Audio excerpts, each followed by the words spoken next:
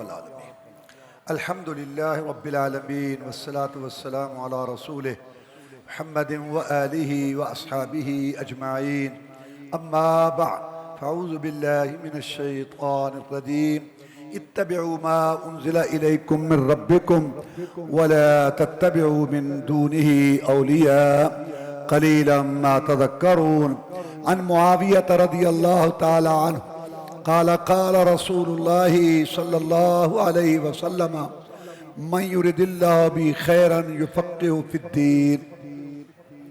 اللہ مالک الملک احکم الحاکمین نے ارشاد فرمایا اپنے تمام بندوں کو، اللہ ہمارا حقیقی مالک ہے، اس نے ہمیں پیدا کیا، آپ اپنی چیز کے عارضی مالک ہیں، میں اپنی چیز کا عارضی مالک ہوں، اللہ ہمارا حقیقی مالک ہے، اس نے ہمیں ہمارے باپ دادا کو بنایا، پوری مخلوق کو بنایا، اس کو حق ہے کہ وہ احکام نافذ کرے اور اپنے احکام اتارے۔ الا لہ الخلق والامر، مخلوق بھی اللہ کی اور حکم بھی اسی کا، ان الحکم الا للہ، حکم صرف ایک اللہ تعالیٰ کا۔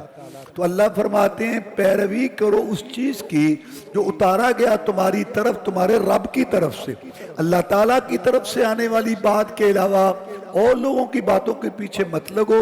تم تھوڑی نصیحت حاصل کرتے ہو، حالانکہ بات بالکل سیدھی ہے، 2 اور 2 4 کہ خالق کی بات ہے، مخلوق کی ٹھوس اور مضبوط، اس پر عمل کرنا چاہیے، اس میں دین دنیا کا فائدہ ہے۔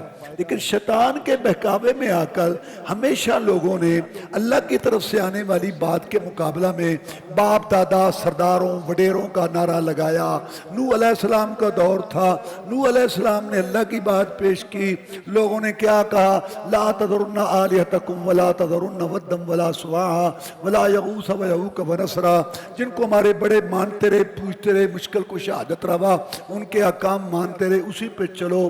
دور آیا ابراہیم علیہ السلام کا، وَاتْلُ عَلَيْهِمْ نَبَأَ إِبْرَاهِيمَ إِذْ قَالَ لِأَبِيهِ وَقَوْمِهِ مَا تَعْبُدُونَ قَالُوا نَعْبُدُ أَصْنَامًا فَنَظَلُّ لَهَا عَاكِفِينَ قَالَ هَلْ يَسْمَعُونَكُمْ إِذْ تَدْعُونَ أَوْ يَنفَعُونَكُمْ أَوْ يَضُرُّونَ قَالُوا بَلْ وَجَدْنَا آبَاءَنَا كَذَلِكَ يَفْعَلُونَ۔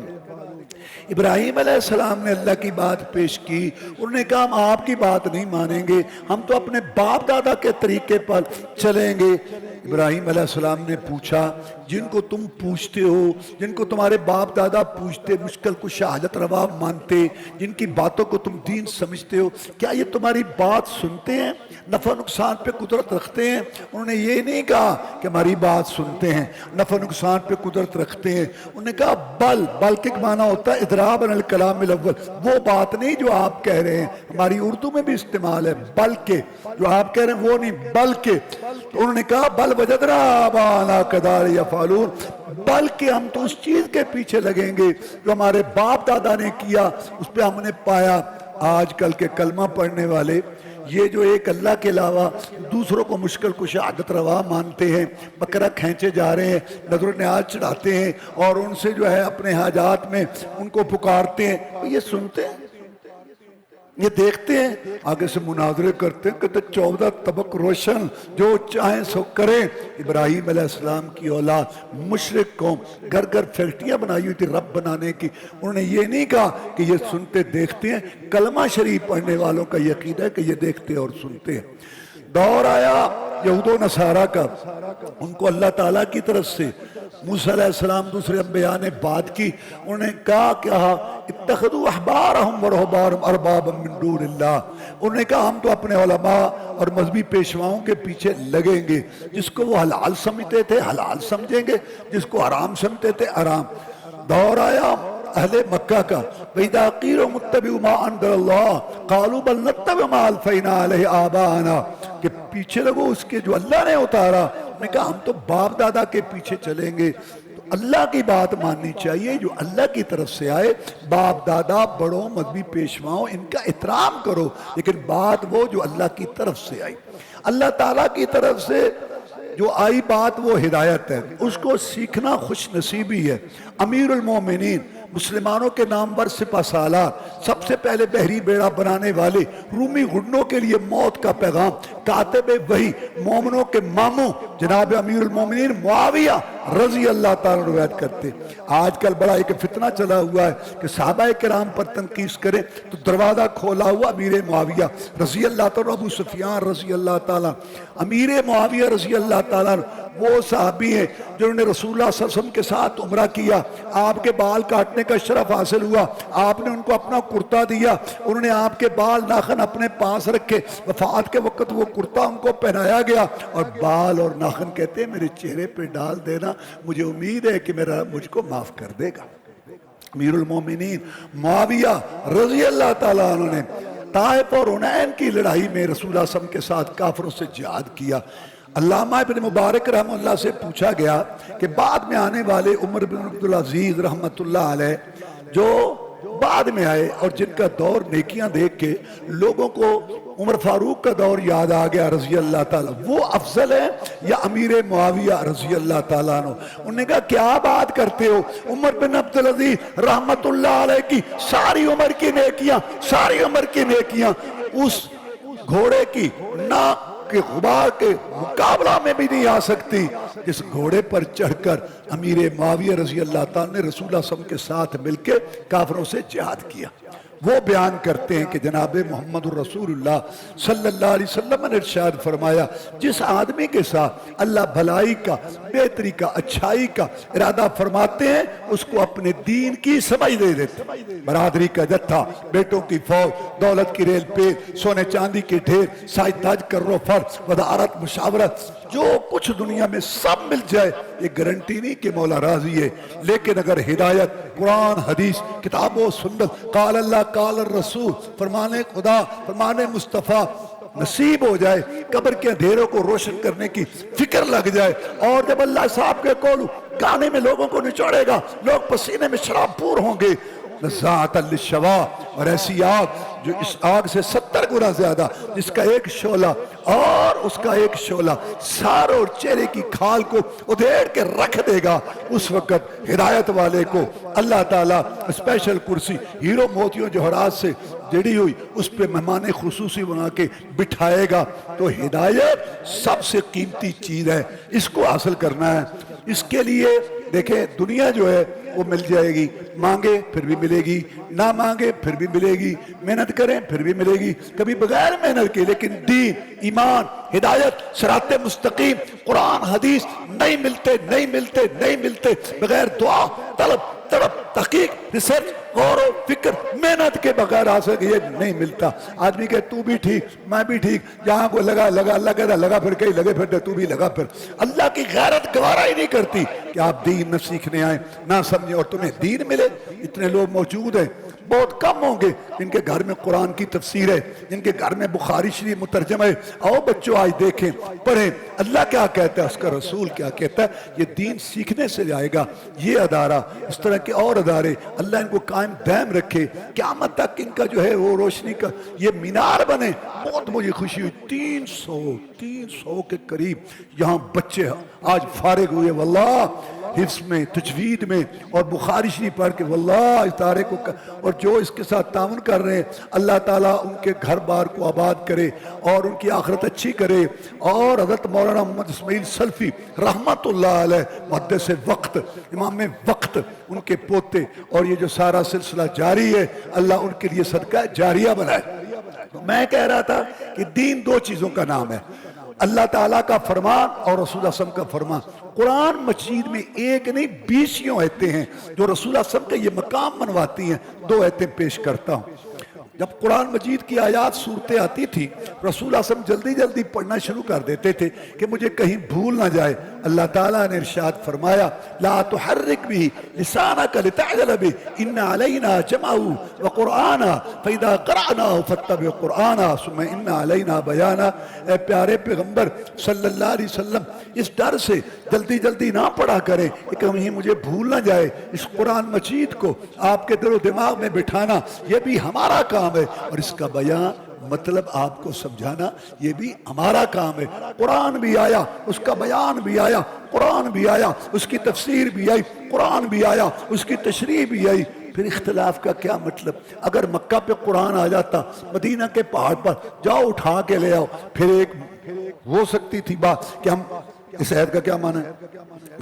اور جب قرآن بھی آیا، اس کی تفسیر بھی آئی، قرآن بھی آیا اور اس کا بیان بھی آیا، پھر اختلاف کا کیا مطلب ہے؟ پھر اس کو ہمیں تسلیم کرنا ہے اور اس کو ہمیں سمجھنا ہے۔ قرآن مجید میں اللہ نے فرمایا وَيُحِلُّ لَهُمُ الطَّيِّبَاتِ وَيُحَرِّمُ عَلَيْهِمُ الْخَبَائِثَ، یہ محمد الرسول اللہ صلی اللہ علیہ وسلم کے جو مناصب ہیں ان میں سے ایک یہ بھی ہے، پاکیزہ چیزوں کو حلال کرتا ہے، خبیث گندی چیزوں کو حرام کرتا ہے۔ اب دیکھو نا، قرآن مجید میں اللہ تعالیٰ نے ارشاد فرمایا کہ کن عورتوں سے نکاح حرام ہے، وہ بیان کرنے کے بعد اللہ فرماتے ہیں کتاب اللہ علیکم، یہ اللہ کی کتاب میں جو حرام ہے وہ تمہارے لیے حرام ہے، وَحِلَّ لَكُمْ مَا وَرَاءَ ذَلِكُمْ، اس کے بعد تمہارے لیے عورتیں حلال ہیں، نکاح ان سے کرو۔ اب قرآن مجید میں اللہ نے یہ تو نہیں بتایا کہ خالہ اور بانجی کٹھے کرنے حرام ہیں، پھوپھی اور بھتیجی کٹھی کرنے حرام ہے، یہ حدیث نے بتایا۔ قرآن مجید میں اللہ تعالیٰ نے یہ نہیں بتایا کہ بعض مردار حلال ہے، حدیث نے بتایا مچھلی اور ٹڈی دل اور اسی طرح خون تو، اور اس طرح پرندے اور اس طرح یہ جانور، ان میں سے کون سے حلال کون سے حرام، تو یہ جو ہے حدیث نے ہمیں بتایا۔ لہذا یہ جو لوگ کہتے ہیں نا کہ جی پہلے ہم قرآن کو دیکھیں گے پھر حدیث کو دیکھیں گے، یہ انکار سنت کی بنیاد ہے۔ پہلے قرآن کو دیکھیں گے پھر حدیث، نہیں، قرآن مجید حدیث بیک وقت، شریعت کے ماخذ بیک وقت، یہاں سے اسلام کے احکام مسائل حاصل کیے جائیں گے، ایک سیکنڈ کے لیے بھی علیحدہ نہیں ہو سکتے۔ عمران بن حسین رضی اللہ تعالیٰ مشہور صحابی تھے، بیان کر رہے تھے رسول صلی اللہ علیہ وسلم کی حدیث، ایک آدمی نے کہا بس کر بس کر، حدیث چھوڑو قرآن سناؤ۔ اس نے کہا تو اور تیرے جیسے احمق مجھے بتائیں کہ قرآن مجید میں اللہ نے فرمایا نماز پڑھو، یہ بتایا کتنی رکھتے کتنے سجدے؟ نہیں۔ تو پھر تو میرے بھائیوں، قرآن میں ہر چیز مسئلہ مختصر بیان ہوا ہے، اس کی تفسیر حدیث کے اندر ہے۔ قرآن مجید اور حدیث دونوں شریعت کے ماخذ ہیں بیک وقت، اور کوئی فرق نہیں ہے دونوں سے، جو مسئلہ ثابت ہو اس میں۔ اللہ کے رسول صلی اللہ علیہ وسلم نے فرمایا ترکت فیکم امرین لن تضلوا ما تمسکتم بہما کتاب اللہ و سنت نبیہ، میں تمہارے اندر دو چیزیں چھوڑ کے جا رہا ہوں اور میں گارنٹی دیتا ہوں کبھی نہیں گمراہ ہوگے جب تک تم دو چیزوں کو پکڑے رکھو گے، شرک و بدعت کی آندھیاں چلیں، بے حیائی کے طوفان آئیں، ایک رب کا قرآن اور ایک میں محمد کا فرمان صلی اللہ علیہ وسلم، کلمے میں دو کا ذکر اللہ رسول، اذان میں دو کی گواہی اللہ رسول، خطبے میں ایک دو کا اعلان اللہ رسول، تشہد میں دو کا اقرار اللہ رسول، قرآن میں اطیعوا اللہ و اطیعوا الرسول، یا بات اللہ کی مانو یا رسول اللہ کی مانو صلی اللہ علیہ وسلم۔ جب مریں گے تو پہلا سوال قبر میں رب کا، دوسرا رسول کا ہوگا، تیسرے کی بات ہی کوئی نہیں ہے۔ عزت احترام کرو، جتنے دین کی خدمت کر گئے اللہ ان کی قبروں کو نور سے بھرے، آسمان علم کے درخشاں ستارے تھے ان سے محبت رکھو، لیکن وہ سارے امتی تھے، رسول محمد ہے صلی اللہ علیہ وسلم، وہی ان پر آئی ہے، رب کے سلام ان کو آئے۔ تو یہ قرآن اور حدیث دونوں لکھے گئے، سمجھے گئے اور حفظ کیے گئے۔ آپ کو پتہ ہے کہ عرب لوگ حافظہ پر زیادہ اعتماد کرتے تھے، تو چنانچہ حدیث حفظ ہوئیں۔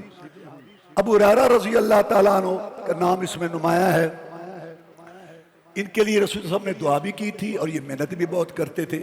ایک دفعہ مروان کو شک پڑا کہ ابو ہریرہ بڑی حدیثیں بیان کرتے ہیں رضی اللہ تعالیٰ، تو انہوں نے کہا ابو ہریرہ رضی اللہ تعالیٰ 100 حدیثیں لکھوا دو، میرے بچے ذرا یاد کر لیں، تو لکھوا دی، رکھا اپنے پاس کاغذ۔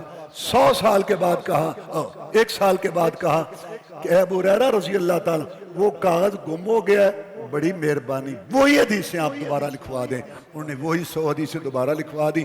مروان نے پہلا اور یہ کاغذ آپس میں ملایا، ذرہ برابر فرق نہیں تھا۔ لوگ باتیں تو بہت کرتے ہیں، یہ جو اللہ تبارک و تعالیٰ نے اس حفاظت لی، اِنَّا نَحْنُ نَزَّلْنَا الذِّکْرَ وَإِنَّا لَهُ لَحَافِظُونَ، اس میں قرآن اور حدیث دونوں اکیلے قرآن الفاظ کی حفاظت ہوتی اور اس کا معنی مفہوم مطلب تشریح کی نہ ہوتی، کیسے دین محفوظ رہتا؟ تو حفظ کیا، لکھتے بھی تھے، اور رسول اللہ صلی اللہ علیہ وسلم کے احادیث صحابہ کرام لکھتے تھے، قرآن بھی لکھتے، جہاں منع کیا وہ ساتھ نہ لکھو، علیحدہ لکھو۔ مسند احمد کی حدیث ہے، صحابہ کرام رضوان اللہ علیہ مجمعین نے پوچھا جناب ہم بھول جاتے ہیں، لکھا کرو۔ اور پھر آپ نے ابو شاہ کے لیے حکم دیا حج کا خطبہ اکتبوا لابی شاہ، پھر جنابہ سیدہ عائشہ صدیقہ طاہرہ رقیہ مطہرہ صدیقہ کائنات رضی اللہ عنہ کے پاس صحیفہ تھا، ابو بکر صدیق کے پاس صحیفہ تھا رضی اللہ عنہ، جناب علی کے پاس تھا رضی اللہ عنہ، دیات کے مسائل، خطوط، زکوٰۃ کے مسائل، یہ سارے لکھوائے آپ نے، اور یہ صحابہ کرام کے پاس موجود تھے رضوان اللہ علیہ مجمعین۔ لوگ باتیں تو بہت کرتے ہیں، یقین کیجئے جو علم اسماء الرجال روات کا مسلمانوں کے پاس ہے یہ کسی کے پاس بھی نہیں۔ ایک آدمی نے اگر ایک حدیث بیان کی ہے 70 سال اس کی زندگی کتابوں میں محفوظ۔ الجرح والتعدیل امام راضی کی کتاب ہے 9 جلدوں کے اندر، امام بخاری رحمہ اللہ کی کتاب تاریخ کبیر 7 جلدوں میں۔ راوی کہاں گیا، کتنے استاد، کتنے شاگرد، کہاں بیٹھا، اگر ثابت ہو جائے یہ بڑا تہجد گزار تھا، متقی پرہیزگار تھا، لیکن قدرتی بات تھی کہ اس کا حافظہ کمزور تھا، حدیث کا ڈب نہیں لی جائے گی۔ اگر ثابت ہو جائے کہ یہ آدمی ٹھیک تھا، بہت سکہ قابل اعتماد تھا، لیکن حادثہ ہوا تھا یا بڑھیپے کی وجہ سے اس کا حافظہ کمزور، اب دیکھیں گے کہ پہلے کی حدیثیں کون سی ہیں، پیچھے یہ بہت چھان بین ہوئی ہے، اور اس طریقے سے آگے یہ معاملہ چلا۔ یہ نہیں 200 سال بعد یہ حدیثیں لکھی گئی، وہ جو صحائف تھے، وہ جو پہلے تھے وہی ان کتابوں میں ہیں۔ سب سے پہلے فقہی طور پر جو کتاب مرتب ہوئی مطلب امام مالک رحمۃ اللہ علیہ، پھر مسانید آئیں، اور اس کے بعد جو ہے یہ مسانید اور فقہی ترتیب کٹھی ہونے لگی، ان میں یہ کتب ستہ، اور پھر حضرت آیت من آیات اللہ امام المحدثین اور رئیس الفقہاء والمجتہدین علی رغم انوف المقلدین المعتلین حضرت امام بخاری رحمہ اللہ، جن کے متعلق آپ سن چکے ہیں، وہ آئے اور انہوں نے اس کتاب کو مرتب کیا، صحیح بخاری شریف کو۔ اللہ تبارک و تعالیٰ نے ان کو یہ شرف بخشا، 16 سال کی محنت شاقہ میں انہوں نے اس کتاب کو مرتب کیا، بڑی چھان بین کے بعد۔ اور جب بیٹھتے تھے حدیث لکھنے کے لیے کہتے یا اللہ میں نے اپنی پوری کوشش کر لی، تجھے تو پتا ہے اگر یہ تیرے رسول اللہ صلی اللہ علیہ وسلم کا فرمان اور ان کا طریقہ ہے تو مجھے لکھنے کی طاقت دے، ورنہ میرے ہاتھوں کو شل کر دے۔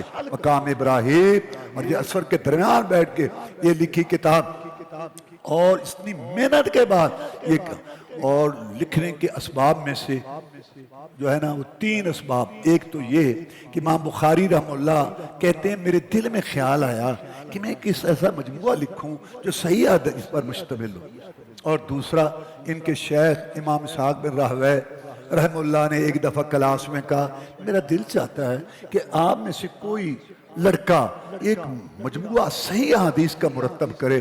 میرے دل میں آئی کہ میں یہ کام کروں گا۔ اور تیسرا وہ خواب ہے جو رسول اللہ صلی اللہ علیہ وسلم کی زیارت ہوئی، آپ سو رہے تھے، آپ کے جسم میں عطر پر مکھیاں بیٹھتی تھیں۔ امام بخاری رحمہ اللہ کہتے ہیں میں پنکھا چلا کے مکھیوں کو اڑا رہا تھا، میں نے اپنے اساتذہ کے سامنے یہ خواب پیش کیا تو مجھے یہ بتایا گیا کہ تو ضعیف اور جو آپ کی طرف غلط منسوب حدیثیں ہیں ان کو علیحدہ کر کے صحیح حدیث کی تو ایک چھانٹی کرے گا، تو کتاب لکھے گا۔ تو میں اس کے لیے جو ہے وہ کمر بستہ ہو گیا۔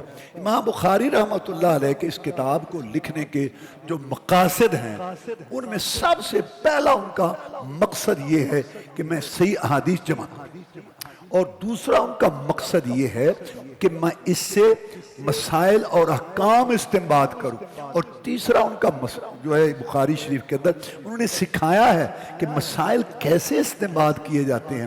تو بخاری شریف انسان کو مجتہد بناتی ہے اگر اس کو صحیح معنی میں پڑھا اور سمجھا جائے۔ اور چوتھا مقصد ان کا اس میں سے یہ تھا کہ یہ جو نا فرق کیا جاتا تھا کہ حدیث اور ہے اور فقہ اور ہے، جیسے آج کل بھی نہیں، انہوں نے جمع کیا، اس لیے بتایا کہ حدیث اور فقہ ایک۔ یہ بات بڑی عجیب سی مشہور کی ہوئی ہے کہ یہ محدثین جو ہوتے ہیں نا ان کی مثال ہے پنساریوں کی، یہ پنساری ہوتے ہیں، یہ ہوتے ہیں پنساری۔ جیسے پنساری کے پاس جاؤ تو اس کے پاس دوائیاں بوٹیاں پڑی ہیں، لیکن اس کو یہ نہیں پتا کہ یہ دوائی کس کے لیے، یہ بوٹی کس کے۔ ماہرین فقہاء وہ جیسے اطباء ہوتے ہیں، بڑے ماہر اطباء، وہ بتاتے ہیں۔ تو یہ جو فقہاء ہیں یہ بتائیں گے کہ اس حدیث کا۔ اچھا، جنہوں نے حدیث یاد کی، اوڑھنا بھی چھوڑنا بنایا، رات دن اسفار کیے، اللہ تعالیٰ کی کتاب کو پڑھا، رسول اللہ صلی اللہ علیہ وسلم کی حدیث کو پڑھا۔ ابھی آپ نے سنا شیخ محترم سے وہ امام مالک کے متعلق رحمۃ اللہ، اچھا وہ فقیر نہیں ہے۔ اور جو نے اقوال الرجال دیکھو امام صاحب رحمت اللہ علیہ محترم ہیں، انہوں نے ایک مسئلہ بیان کیا، آگے شگرد نے سنا، شگرد نے سنا، انہوں نے اس میں علت دیکھی کہ یہ امام صاحب نے مسئلہ جو بیان کیا اس میں علت کیا ہے، پھر وہ علت تلاش کی گئی، اس علت کے مطابق اگر کوئی اور مسئلہ ہے تو انہوں نے کہا امام صاحب کے نزدیک یہ ہے، اور اگر قول ہے تو کہا امام صاحب نے کہا اقوال الرجال، لوگوں کے اقوال، لوگوں کی باتیں جنہوں نے یاد کی وہ فقہاء اور فقیہ ہیں، اور جنہوں نے محمد الرسول صلی اللہ علیہ وسلم کی حدیث یاد کی وہ فقیہ نہیں ہیں۔ انا للہ و انا الیہ راجعون۔ فقہاء، اب دیکھو نا، آپ نے سنا کہ فقہ البخاری فی تراجمی، یہ جتنے محدثین ہیں جو باب باندھے ہیں ان میں فقہ تفقہ ہے، تو امام صاحب کا ایک یہ بھی مقصد ہے کہ حدیث اور فقہ کو جمع کر۔ اچھا، امام صاحب نے یہ جو کتاب مرتب کی اس میں کن لوگوں کو سمجھایا یا کن کا رد کیا؟ امام صاحب کے سامنے بہت سارے مقاصد تھے۔ ایک تو بڑا مقصد تھا کہ وہ آزادی فکر کی جو تحریک ہے نا، کہ ہم آزاد ماؤں کے پیٹوں سے آزاد پیدا ہوئے ہیں، ہم اللہ کے بندے رسول کی امت ہیں، ہم دیکھیں گے اللہ کیا کہتا ہے اور رسول کیا کہتا ہے صلی اللہ علیہ وسلم۔ تو کسی شخصیت کے، شہر کے اور کسی برادری کے ان کے پابند تو ہم نہیں ہیں کہ تقلید کریں کہ اس کے پیچھے لگے جو اس نے کہا صحیح کہا غلط، یہ تو انسانیت یا کہ شرف کے بھی خلاف ہے۔ تو پہلا مسئلہ امام صاحب رحمہ اللہ نے اس کتاب کو لکھ کے یہ کیا کہ تحریک آزادی فکر، کہ آپ کسی کے مقلد نہ بنے، کسی کے پیچھے آنکھیں بند کر کے نہ لگے۔ حضرت مولانا محمد اسماعیل سلفی رحمت اللہ علیہ، جن کا یہ سارا لگایا ہوا پودا، انہوں نے کتاب لکھی ہے تحریک آزادی فکر، اور وہ اتنی مقبول ہوئی کہ عرب کے اندر بھی، یعنی عربی میں بھی اس کا ترجمہ ہوا۔ تو ایک تو یہ مقصد ہے امام صاحب کا یہ کتاب، اس کے لیے کتاب الاعتصام جو ہے یہ بیان کی۔ اور دوسرا مقصد امام صاحب رحمت اللہ علیہ کا اس دور کے جو فتنے تھے نا ان کا رد کرنا، جہمیہ، معتزلہ، خوارج، روافض اور ان سب کا رد، اس کے لیے کتاب الایمان، کتاب التوحید قائم کی۔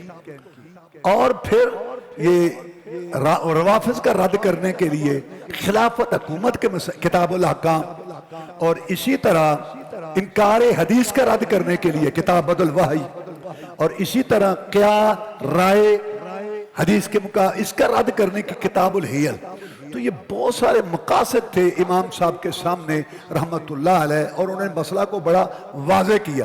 مثلا میں دو باتیں کر کے آگے چلتا ہوں۔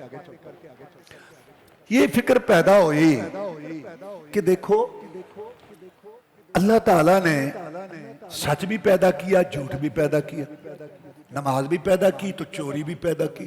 اب جو چوری کر رہا ہے یا جھوٹ بول رہا ہے تو اس میں اس کا کیا گناہ ہے؟ اللہ نے پیدا کیا تو اللہ نے پیدا، اس کا کیا گناہ؟ تو یہاں سے ایک فرقہ موجود ہوا، وجود میں آیا، جبریہ۔ انسان مجبور ہے، بالکل مجبور ہے، جیسے میت نہلانے والے کے ہاتھ میں ہوتا ہے، اس کو جدھر چاہے کرے، انسان مجبور ہے۔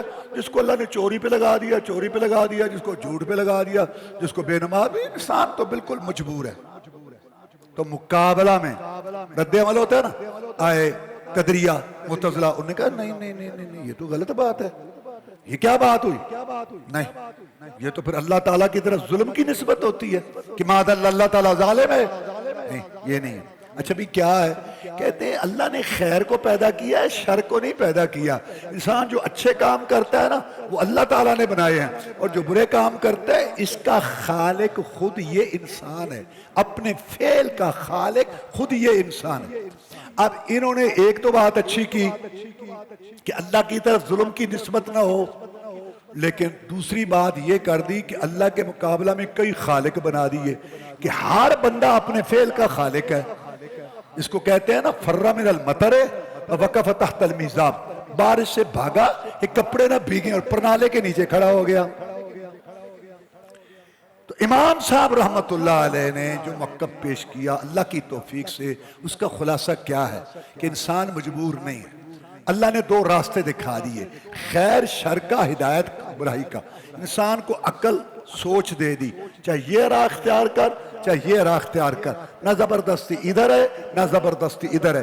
سوچ بندے کی، فکر بندے کا، ارادہ بندے کا، عمل بندے کا، فعل بندے کا خالق اللہ، خلق اللہ، یہ معاملہ سمجھایا۔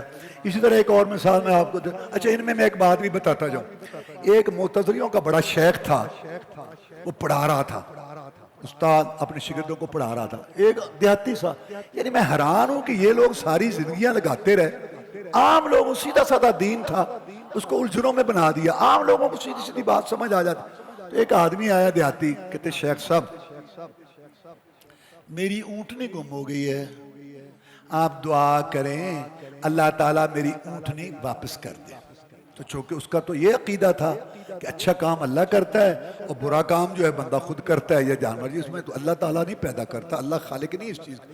دعا کی، یا اللہ تجھے پتہ ہے تو نہیں چاہتا تھا کہ اونٹنی گم ہو، لیکن اونٹنی گم ہو گئی ہے، اب تو واپس لوٹا، کیونکہ واپس لٹانا تو اچھی بات ہے، وہ تو اللہ کرے گا، اور یہ گم ہونا تو اچھی بات نہیں ہے۔ تو بدو دیہاتی نے کہا مولانا صاحب دعا رہنے دو، رہنے دو۔ کیوں؟ کہتے ہیں جس کی پہلے نہیں چلی وہ چاہتا تھا گم نہ ہو، گم ہو گئی، اب دوبارہ بھی نہ چلے نہ آئے تو میں کیا کروں گا، مجھے تو اپنی اونٹنے کی ضرورت۔ تو وہ حیران ہو گیا۔ تو ایسی باتیں نا امام صاحب نے بڑے انداز سے قرآن کی روشنی میں یہ باتیں سمجھائی۔ تو اسی طرح یہ جو آپ کے سامنے وہ بات ہے جبریہ کی بھی آ گئی، اور خیر تو میں کہنا یہ چاہتا ہوں کہ امام صاحب نے ان سارے فتنوں کا رد کیا اور بتایا۔ ایک اور فتنہ تھا کیا کہ ایمان کیا ہے، صرف اقرار، جیسے کرامیہ تھے، بعد میں کہا نہیں نہیں ایمان صرف تصدیق، بس تصدیق ہو جو مرضی کرو، کچھ بھی نہیں ہوتا۔ جیسے آج کل اللہ معاف کرے عملی طور پر اکثر مسلمان یہ تھے مرجئہ، جنہوں نے عمل کی ضرورت ہی نہیں ہے، بس کلمہ تصدیق۔ اچھا انہوں نے یہ کہا، اور کسی نے کہا کہ یہ دو چیزیں ہیں، اقرار تصدیق اور اعمال داخل نہیں۔ امام صاحب نے ثابت کیا کہ ایمان تین چیزوں کا نام ہے، زبان سے اقرار، دل سے تصدیق، اس کے مطابق عمل۔ اقرار نہیں تو کافر ہے، تصدیق نہیں تو منافق ہے، عمل نہیں تو جھوٹا فریبی ہے۔ یہ قرآن حدیث سے ثابت کیا۔ اچھا بعض لوگوں نے عمل کو اتنا ثابت کر دیا کہ اگر کوئی گناہ ہو جائے تو کافر ہے، جیسے خارجی تھے، معتزلی دنیا میں متفق تھے اس بات، آخرت میں متفق، اور دنیا میں معتزلی کہتے تھے ایمان سے نکل گیا کفر میں داخل، اور وہ کہتے تھے کافر، جیسے تکفیری خارجی۔ اس پہ انہوں نے بتایا کہ وَإِن طَائِفَتَانِ مِنَ الْمُؤْمِنِينَ اقْتَتَلُوا، اللہ کہتا ہے کہ دو مومنوں کے گروہ لڑ پڑے، حالانکہ قتال لڑنا اور قتل کرنا یہ کفر کا کام ہے، اللہ ان کو مومن کہہ رہا ہے۔ دیکھو یہاں ایک مسئلہ ہے باریک سا، کچھ کام جیسے ایمان کی شاخیں ہیں نا، ایسے کفر کی بھی کچھ کفر ایسے ہیں کہ ان کے کرنے سے انسان دائرہ اسلام سے خارج ہوتا ہے، اللہ کا انکار، رسول کا انکار، قرآن کی آیت کا انکار، یا اللہ کے رسول کو گالی دینا۔ لیکن کچھ کفر کے کام ایسے ہیں کہ وہ کرنے سے کام کفر والا ہے لیکن انسان اسلام سے خارج نہیں ہوتا۔ مثلا بیوی جب خامن کی نافرمانی کرتی ہے اس کو کفر کہا گیا لیکن اسلام سے نہیں نکلتی۔ اس طرح لڑنا مسلمان سے کفر ہے لیکن لڑنے والا کافر نہیں۔ یہ ساری چیزیں امام صاحب نے سمجھائیں، اللہ ان پہ اپنی کروڑوں رحمتیں نازل کرے۔ تو کتاب کو شروع کیا انما الاعمال بالنیات، یعنی کہ نیت دل کا فعل۔ نیت کا کیا معنی؟ فعل القلب۔ نیت کا معنی کیا؟ دیکھو یہ ہماری اردو جو ہے نا اس کے اندر عربی کے الفاظ استعمال ہے تو معنی تو وہی رہے گا نا۔ جیسے خیر، عربی کہتا ہے انا بخیر، ہم کہتے ہیں میں خیریت سے ہوں۔ عربی کہتا ہے کیفا حالوں کا، ہم کہتے ہیں آپ کا کیا حال ہے۔ تو نیت عربی کا لفظ ہے، تو جب یہ ہماری زبان میں ہے تو معنی تو وہی ہوگا نا۔ نیت کا معنی ہے دل کا فعل، ارادہ۔ تو یہ جو زبان سے 4 نیت رکعت میں نے خاص نیت کی، 4 رکعت نماز، یہ بولا، یہ لفظ ہے، یہ قول ہے، یہ کلام ہے، اس کو نیت کہنا جہالت ہے۔ یہ بات علیحدہ ہے کہ کیا مسئلہ ہے، نماز اللہ اکبر سے شروع ہوتی ہے۔ میں کہنا یہ چاہتا ہوں جو منہ سے کہتے ہیں یہ لفظ ہے، قول ہے، کلام ہے، اس کو نیت کہنا جہالت ہے۔ خیر تو یہ حدیث بتایا یہ کہ پڑھنے پڑھانے والوں پہلے اپنی نیت صاف کرو، کیونکہ نیت پہ عمل کے قبول ہونے کا دار و مدار ہے۔ مثال کے طور پر عبداللہ بن ابی، اس نے کام کیے، کلمہ پڑھا، نماز پڑھی رسول اللہ کے پیچھے، جہاد کیا رسول اللہ کی کمان میں، زکوٰۃ جمع کراتا تھا رسول اللہ کے پاس، لیکن اس کی نیت درست نہیں تھی، مرا، رسول اللہ صلی اللہ علیہ وسلم نے نماز جنازہ پڑھائی اور اپنی قمیص مبارک پہنائی اور منہ میں تھوک ڈالا، اللہ نے نہیں معاف کیا۔ اس کے مقابلہ میں تبوک کی جنگ بڑی سخت جنگ ہے، بڑی طاقت سے لڑنا تھا، گرمی کا موسم تھا، وسائل کی کمی تھی، مسافت دور کی تھی، اور پھر ایک ایک سواری پر کئی کئی سوار ہو کے گئے، اور مدینے کی روزی پک چکی تھی، اور اس وقت کاشتکار باغبان کے لیے یہ بڑا اچھا موسم ہوتا ہے کہ پھل کاٹیں گے، کھیتی کاٹیں گے بھی بچوں کے ساتھ ٹھنڈے پانی اور چھاؤں میں۔ لیکن رسول اللہ فرمایا چلو جہاد کے زمین کی پشت پر، نیلے آسمان کی چھت کے نیچے کسی نبی رسول کے ماننے والوں نے وہ مثالیں نہ پیش کی جو محمد رسول اللہ علیہ وسلم کے ساتھیوں نے پیش کی۔ سب کچھ چھوڑ کے چل پڑے، بہت تکلیف اٹھائی، واپس آئے۔ اللہ تعالیٰ نے ارشاد فرمایا، رسول اللہ صلی اللہ علیہ وسلم نے بھی بات بتائی، وَلَا عَلَى الَّذِينَ إِذَا مَا أَتَوْكَ لِتَحْمِلَهُمْ قُلْتَ لَا أَجِدُ مَا أَحْمِلُكُمْ عَلَيْهِ تَوَلَّوْا وَأَعْيُنُهُمْ تَفِيضُ مِنَ الدَّمِ حَزَنًا أَلَّا يَجِدُوا مَا يُنْفِقُونَ۔ اے نبی صلی اللہ علیہ وسلم، میں ان لوگوں پر ناراض نہیں ہوں جو آپ کے پاس آئے تھے جہاد کی نیت ارادے سے، آپ نے معذرت کی کہ میرے پاس سواریاں نہیں ہیں، ان کے پاس بھی نہیں تھی۔ جب جہادی قافلے روانہ ہوئے ان کی آنکھوں سے آنسو بہ رہے تھے، گھروں میں رہے، بھی بچوں کے پاس رہے، کروٹیں بدلتے تھے، دعا کرتے تھے یا اللہ مجاہدین کی مدد فرما دے، یا اللہ ان کو غالب کر دے۔ دل دماغ وہاں تھے، اللہ علیم بذات صدور ہے، سینوں کے بھید جانتا ہے۔ اندھیری کالی کٹرا، طوفان باد بارہ میں کالے پتھروں پہ چلنے والی کالی چیونٹی، مولا اس کا رنگ بھی دیکھتے ہیں، اس کے پاؤں کی آواز بھی سنتے ہیں۔ اللہ نے ان کو ثواب میں ان کے برابر کر۔ عبداللہ بن ابی نے اعمال کیے، نیت نہیں تھی، ثواب نہیں ملا۔ انہوں نے عمل نہیں کیا، نیت صحیح تھی، ثواب مل گیا۔ تو اس سے آپ سمجھے کہ نیت کی کتنی اہمیت ہے۔ دیکھیں نا، اگر آپ کا عقیدہ صحیح ہے، اللہ تعالیٰ قبول فرمائے، تو آپ پتھر اٹھائیں سڑک سے ایک طرف پھینک دیں، 10 گنا سے لے کے 700 گنا تک آپ نیکیوں کے مستحق ہو گئے۔ لیکن اگر آپ کی نیت صحیح نہیں ہے، عقیدہ صحیح نہیں ہے، تو آپ حجر اسود کے پاس لیلۃ القدر گزاریں، کھرب ڈالر خرچ کریں، وَقَدِمْنَا إِلَىٰ مَا عَمِلُوا مِنْ عَمَلٍ فَجَعَلْنَاهُ هَبَاءً مَنْثُورًا۔ اس کا کوئی ثواب نہیں، اللہ گرد و غبار بنا کے اس کو اڑا دے گا۔ آگے وحی کا باب باندھا، بتایا کہ جو کچھ آگے آپ پڑھیں گے وہ رسول صلی اللہ علیہ وسلم کا فعل ہو، سنت ہو، تقریر ہو، تائید ہو، وہ سب اس کی بنیاد وحی پر ہے۔ آگے کتاب الایمان، پھر جو ہے عبادات، اس کے بعد جو ہے معاملات، آخر میں کتاب التوحید جو ہے وہ امام صاحب رحمہ اللہ نے بتایا کہ یہ سارا کچھ تب قبول ہوگا جب تمہارا عقیدہ توحید صحیح ہوگا۔ توحید اول اور آخر۔ آپ دیکھیں دنیا میں بھی سب سے پہلے توحید تھی، شرک بعد میں آیا نوح علیہ السلام کی قوم میں، اور جب دنیا ختم ہوگی تو توحید پر ختم ہوگی۔ رسول اللہ صلی اللہ علیہ وسلم نے فرمایا لا تقوم الساعہ حتی لا یقال فی الارض اللہ اللہ اللہ۔ اس وقت تک قیامت قائم نہیں ہوگی جب تک ایک بھی دنیا میں توحید والا موحد ہے، یہ شہر ملک آباد ہے، بیا وجود جرائم کے، جس کو فجور پاشریانی کے، زمین آسمان قائم ہے، سب کچھ چل رہا ہے، لیکن اس وجہ سے کہ تم موحد موجود ہے، اور جب ایک بھی موحد نہیں رہے گا دنیا میں، ایک بھی، درام سے آسمان گر پڑے گا، زمین پھٹ جائے گی، ستارے جھڑ جائیں گے، کائنات تہس ہو جائے گی۔ یہ صرف توحید کی وجہ سے، توحید نہیں تو پھر کچھ بھی نہیں۔ اور اسلام میں انسان جب داخل ہوتا ہے تو کلمہ پڑھ کے من کان آخر کلامہ لا الہ الا اللہ دخل الجنہ، جس کا خاتمہ کلمہ توحید پر ہوا وہ جنت میں جائے گا۔ تو اول آخر، ظاہر باطن، ہر نبی رسول کی دعوت یہ توحید تھی، اور توحید کے بغیر کوئی عمل قبول نہیں۔ مکے والے کہنے لگے کہ اے محمد صلی اللہ علیہ وسلم، ہماری برائیوں کا ذکر کرتا ہے، کبھی ہماری اچھائیوں کا بھی ذکر کیا کر۔ اچھا تو تمہاری بھی کوئی اچھائی ہے؟ تو یہ بیت اللہ نہیں بنایا؟ اللہ نے ایت اتار دی، ما کان للمشرکین ان یعمروا مساجد اللہ شاہدین انفسہم بالکفر اولئک حبطت اعمالہم وفی النار ہم خالدون۔ نبی ان کے قول میں شرک، فعل میں شرک، دعا میں شرک، سوال میں شرک، سورنے پکارنے میں شرک، مدد مانگنے میں شرک، صبح شرک، شام کو شرک، رات کو شرک، شرکیہ نعرے، ان کا کوئی عمل قبول نہیں، چاہے بیت اللہ بھی بنا۔ اور پھر توحید پر خاتمہ ہوگا تو توحید پہ جائیں گے، وہاں جائیں گے جنت میں۔ ابو ہریرہ رضی اللہ تعالیٰ نے پوچھا اللہ کے رسول صلی اللہ علیہ وسلم، قیامت کے دن آپ کی سفارش کا سب سے زیادہ حقدار کون ہوگا؟ فرمایا اے ابو ہریرہ رضی اللہ تعالیٰ، میں یہ سمجھتا تھا کہ یہ تو ہی پوچھے گا، جو تیری حرص ہے نا حدیث کو یاد کرنے کی اور اس کی طرف متوجہ ہونے کی، تو ہی پوچھے گا۔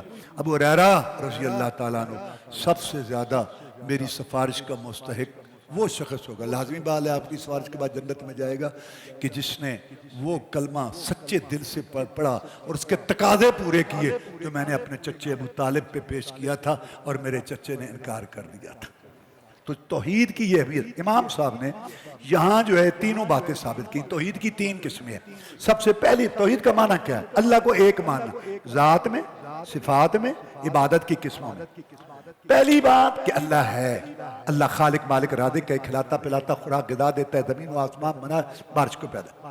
دوسری بات وہ جو اللہ ہے اس کا تعارف ہے، اس کی اچھی اچھی نام، ہر موصوف کی صفات ہوتی ہیں، ہر ذات کی صفات، اللہ کی بھی صفات، اللہ دیکھتا ہے، سنتا ہے، اللہ تبارک و تعالیٰ راضی ہوتا ہے، ناراض ہوتا ہے، اور اللہ تعالیٰ جو ہے نا وہ کلام کرتا ہے، اللہ عرش پر ہے، اللہ کی آنکھ ہے، اللہ کا ہاتھ ہے، اللہ کا چہرہ ہے۔ یہ سب کیسے؟ جیسے اللہ کی شان کو لائق ہے۔ جیسے خالق مخلوق میں فرق، ایسے خالق مخلوق کی صفات میں بھی فرق۔ اللہ تعالیٰ کے لیے بھی سمیع کا لفظ ہے سنتا ہے، بندے کے لیے بھی سمیع کا لفظ ہے کہ بندہ سنتا ہے، لیکن اللہ اور بندے کی صفات میں تین بڑے فرق ہیں۔ سب سے پہلی بات کہ اللہ تعالیٰ کی ساری صفات اس کی اپنی ہیں۔ نمبر دو ساری کامل مکمل ہیں۔ نمبر تین وہ باقی رہنے والی ہیں، فنا نہیں ہوں گی، کیونکہ اللہ خود باقی رہنے والا حی القیوم۔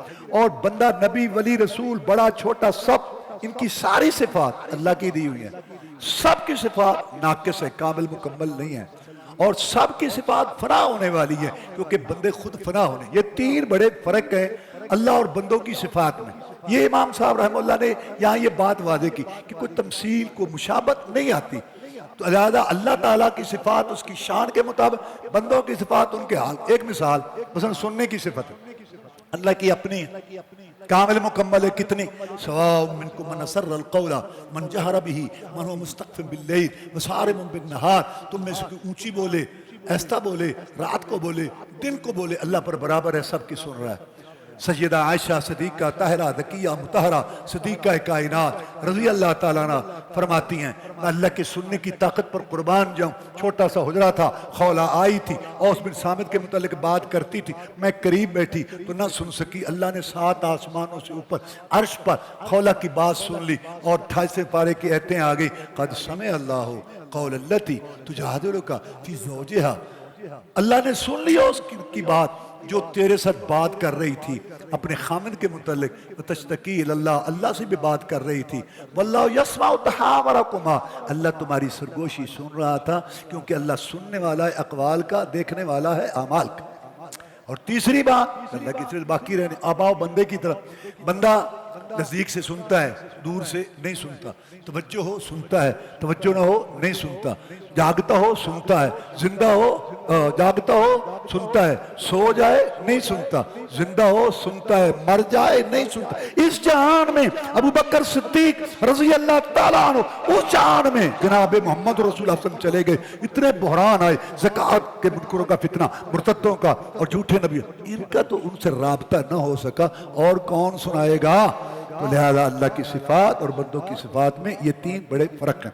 یا امام صاحب نے اللہ تعالیٰ کی صفات بیان کی ہیں، اور پھر تیسری بات جو توحید کی ہے کہ جب اللہ ہے، اس کے اچھے نام، اچھے اچھے صفات ہیں، تو پھر ہر قسم کی عبادت کے لائق، سور و پکار کے لائق، بگڑی بنانے والا، حاجت روا، مشکل کشا، ہر ایک کی آس پہنچانے والا، گود گھری کرنے والا، اور قسمت کھری کرنے والا، گود ہری کرنے والا، ایک اللہ وحدہ لا، سارے نبی ولی پیر پیغمبر جن فرشتے گدیوں درگاہوں والے آستانوں زندے مردے سارے جو ہیں اللہ کے آگے بے بس محتاج غلام، سارے بے بس، انبیاء، صلحات، قیاد، وعلا، شہداء، علماء اور حکمران، رعایا، بادشاہ، پوری دنیا کائنات جن انسان کٹھے ہو کر اللہ کو کسی بات پر مجبور نہیں کر سکتے، نہ کسی کی طاقت کے آگے مجبور، نہ کسی کی محبت کے آگے مجبور۔ اللہ صمد، اللہ بے نیاز، بے پرواہ، جو چاہے کرے، جب چاہے، جیسے چاہے، جس طرح چاہے کرے، لا یسأل عما یفعل وهم یسألون، اس سے نہیں سنا۔ یہ توحید کی تین قسمیں ہیں۔ تو اسماء صفات کا مسئلہ یہاں واضح کرتے ہوئے ایک صفت کو نمایاں کیا، استواء علی العرش، اللہ عرش پر ہے، قرآن اوپر سے، اللہ اوپر ہے، معراج اوپر ہوا، اللہ اوپر ہے، فرشتے اوپر سے آتے ہیں، اللہ اوپر ہے۔ سب سے پہلے اللہ کے اوپر ہونے کا انکار فرعون نے کیا، جس نے کہا حامان ایک محل بناؤ، میں دیکھوں کہ اوپر رب ہے. موسیٰ علیہ السلام کہتے ہیں اوپر رب ہے. میرا خیال ہے جھوٹ بولتے اوپر رب نہیں. سب سے پہلے اللہ کے اوپر ہونے کا انکار فرعون نے کیا. نبیوں رسولوں کا مسئلہ، صحابہ کرام کا مسئلہ، تابعین تبع تابعین کا مسئلہ، ائمہ مجتہدین محدثین کا مسئلہ. اللہ عرش پر ہے، عرش پر ہو کر بھی شارک کے قریب ہے، شارک کے قریب ہو کر بھی عرش پر ہے. دور نزدیک کے چکر ہمارے لحاظ. جس لونڈی نے اللہ کے اوپر ہونے کی گواہی دی، رسول اللہ صلی اللہ علیہ وسلم نے اس کے ایمان کی گواہی. یہ غلط مسئلہ ہے جو مسلمانوں میں ہے. اللہ ہے، ہاں ہے. اللہ اوپر ہے، نہیں. اللہ جہان میں ہے، نہیں. جہان سے باہر ہے، نہیں. اللہ کہاں ہے؟ اللہ تو کہیں آ ہی نہیں سکتا. اللہ تو کسی جگہ، اللہ کہتا ہے میں عرش پر، نہیں نہیں نہیں تو عرش پر نہیں آ. اچھا اللہ کے لیے آپ مقرر کریں گے، اللہ آپ کے لیے. جو سب سے زیادہ دنیا میں اللہ کو جانتا تھا محمد رسول اللہ، وہ کہتا ہے کہ عرش پر ہے. کہتے ہیں تو اللہ تو کسی جگہ پہ آ ہی نہیں سکتا. اللہ ہے، کہتے ہیں کہاں؟ کہیں بھی نہیں. انا للہ انا الیہ. دوسرا مسئلہ جو کلام کا ثابت کیا کہ اللہ تعالیٰ نے کلام کیا، بولا اللہ تعالیٰ، اس کے الفاظ تھے، حروف تھے، وہ سمجھا گیا اللہ اور وہ پڑھا گیا، کبھی تورات کی شکل، کبھی انجیل، کبھی زبور کی شکل میں، اور اللہ تعالیٰ بولا. لو جی جب ہم کہیں گے نا کہ اللہ بولتا ہے تو پھر اللہ کے لیے منہ ثابت کرنا پڑے گا، زبان، یہ تو تشبیہ آ جائے گی. لیس کمثلہ شیء، اس جیسے کوئی. اب بابا سورہ یاسین میں اللہ فرماتے ہیں یوم نختم علی افواہہم وتکلمنا ایدیہم وتشہد ارجلہم بما کانوا یکسبون. قیامت کا دن ہوگا، بندہ بڑا ہوشتی ہے، کہے گا کہ یا اللہ میری جنت سے گواہ ہوں. فرشتے پتہ نہیں کیا لکھتے رہے. اللہ منہ پہ مہر لگا کے ہاتھ پاؤں گواہی دیں گے. تو کیا ہاتھ پاؤں کا منہ ہے، زبان ہے؟ رسول اللہ صلی اللہ علیہ وسلم فرماتے ہیں میں اس پتھر کو جانتا ہوں جو مجھے سلام کرتا تھا، اس کا منہ ہے. جب مخلوق بغیر منہ زبان کے بول سکتی ہے تو جس نے پوری دنیا کو بولنا سکھایا وہ نہیں بول سکتا. اللہ تعالیٰ کی صفت کلام. تو اس میں وہ بھی بات ثابت ہوئی جو پہلے ہے کہ انسان کے جو افعال ہیں وہ اللہ تعالیٰ نے پیدا کیے. ایک بات تھی وہ یہ کہ کلام اللہ تعالیٰ کا جو ہے نا وہ غیر مخلوق ہے، اور کلام اس کی طرح منسوب ہوتا ہے جس سے شروع ہو. دیکھو ایک آدمی تقریر میں کہتا ہے ایک مسلم حرم کی پاسبانی کے لیے نیل کے ساحل سے لے کر تابخا کے کاشگر. اور سننے والا کہتا واہ اقبال. اقبال نے تو نہیں شعر پڑھا، شعر تو اس نے پڑھا ہے. لیکن کلام منسوب ہوتا ہے جس کی طرف سے. اب ہم پڑھتے ہیں، آپ پڑھتے ہیں، کتابوں میں لکھا ہوا، مصاحف میں لکھا ہوا ایک قلم ہے، یہ سیاہی مخلوق ہے، کاغذ مخلوق ہے، میں مخلوق ہوں، آپ مخلوق ہے، میری آواز مخلوق ہے. لیکن جس پہ یہ دلالت کر رہا ہے وہ اللہ کا کلام، وہ غیر مخلوق ہے. اب یہاں یہ بات ثابت کی کہ ہمارا پڑھنا جو ہے، ایک بات کرتا جاؤ، یہ جو عقیدہ ہے نا بعض لوگوں کا کہ اللہ نے ذہن میں ڈالی، نہیں، اللہ خود بولا. جب آپ قرآن پڑھیں گے اس عقیدے کے ساتھ اِنَّا أَعْطَيْنَاكَ الْكَوْثَرَ الحمدللہ رب العالمین، اس جذبے کے ساتھ کہ یہ وہ کلام میں گناہگار پڑھ رہا ہوں جو میرے اللہ نے بولا، میرے اللہ نے بھی یہ کلام بولا، میں بھی پڑھ، تو کتنا آپ کا ایمان بڑھے گا، اللہ سے کتنی محبت آپ کی بڑھے گی. لیکن یہ جو ہمارا پڑھنا آواز یہ مخلوق ہے. اس لیے امام صاحب نے باب باندھا، ایک تو یہ ثابت کرنے کے لیے کہ افعال جو ہیں بندوں کے ان کا خالق اللہ ہے، اور ایک یہ اعمال افعال تلیں گے تبھی تلیں گے نا کہ یہ عمل ہے، مخلوق ہے، اور ان کو درجات ملیں گے. یہ باب امام صاحب نے باندھا ثابت کرنے کے لیے.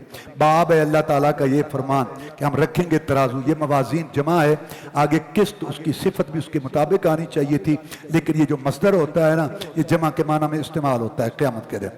امال ہم رکھیں گے، اور امال بنو آدم کے سب کے وزن ہوں گے، سب کے نہیں، دو گروہ، ایک وہ جو بغیر حساب کتاب کے جن کی برائیاں ہی کوئی نہیں ہوں گی ان کے امال نہیں تولیں گے، اور ایک وہ جن کے امال میں شرک بدعت ہوگی، جیسے قرآن میں اللہ نے کہا ان کے امال نہیں تولیں گے، باقی سب کے جو ہے وہ تولیں گے. تو مجاہد نے بیان کیا کہ قسطاس عدل کا معنی میں رومی، یہ قرآن مجید میں دوسری زبانوں کے الفاظ ہیں. قرآن میں ہے کہ یا عربی ہے، بھئی جب یہ قرآن آیا اس وقت وہ الفاظ عربی کا حصہ تھے. اچھا جی آگے یہ بتایا کہ اگر مصدر قسط ہو تو عدل، قسط ہو تو یہ ظلم. اچھا آگے ابو ہریرہ رضی مشہور صحابی ہیں، اچھا ان کا رسول اللہ صلی اللہ علیہ وسلم نے فرمایا کلمتان حبیبتان الرحمن، یہ خبر مقدم ہے اور مبتدا مؤخر ہے. شوق دلانے کے لیے بات کی، دو کلمے، شوق بڑھ گیا. حبیبتان محبوب، پیارے ہیں رحمان کو. اللہ کے ناموں میں سے رحمان جو ہے نا یہ ذاتی بھی ہے اور صفاتی بھی ہے. یہاں آنا مناسب تھا کیونکہ عمل تھوڑا ہے اور اجر زیادہ ہے، اس لیے رحمان کا آنا یہاں مناسب تھا. اور پھر یہ کلمے سے مراد دو جملے ہیں، کیونکہ جو ہے نا جملے پر بھی کلمہ بولا جاتا ہے، جیسے یہ کلمۃ الاخلاص لا الہ الا اللہ محمد رسول اللہ. تو اچھا محبوب ہیں رحمان کو. جب یہ کلمے محبوب ہیں تو جو پڑھے گا وہ بھی اللہ کو محبوب ہے. خفیفتان ہلکے پھلکے ہیں، علی اللسان زبان پر ہلکے پھلکے ہیں.